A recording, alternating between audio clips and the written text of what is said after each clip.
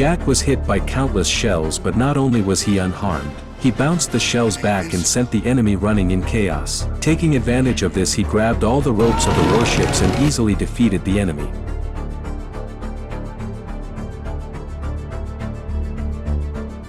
In the end, Jack returned triumphantly and high-fived the soldiers of Lilliput to celebrate the victory. Since Jack arrived in Lilliput, the country became increasingly powerful. Jack became famous after one battle and quickly became a national idol. At this point, Jack had reached the peak of his life. You wouldn't believe that 5 or 6 barbers were cutting his hair at the same time. Dozens of soldiers lined up to give him a back massage. Even when he played table soccer, it was a real-life version. The king and queen pampered him and treated him like treasure. All of this was seen by the general of Lilliput, who was full of envy. So he snuck into the enemy country at night and presented the king with his design for a mech warrior, with the goal of defeating Jack once and for all. Soon the general drove a spherical machine to Jack and vowed to have a showdown. Looking at the round machine, Jack sneered and laughed to himself. He was full of confidence, thinking he could easily defeat the opponent with his own strength.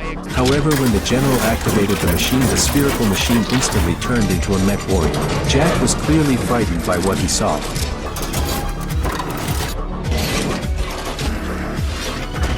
But he quickly regained his composure, smiled and raised his hand to knock on the mech warrior, then tried to push it over while it wasn't paying attention. But the mech warrior didn't budge. At that point, the general got angry. Jack sensed danger and quickly turned to run. But the general knocked him down hard, then grabbed Jack by the waistband and swung him in the air like a ragdoll. At this point, Jack could only keep begging the general for mercy. Eventually, Jack was tied to a raft and thrown into the sea. When he woke up, he found himself washed up on a small island. He looked around but didn't expect that the next second a glass bottle suddenly trapped him. When he opened his eyes and got up, he found that he was wearing a wedding dress. Just as he was puzzled, the ground suddenly shook violently, and a giant little girl opened the door. It turned out that Jack had arrived in the land of giants. He was force-fed milk by the little girl like a helpless baby doll.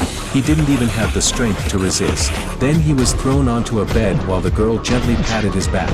Jack couldn't help but pout and burp. The girl then took a safety pin and prepared to change his diaper, which scared him to death.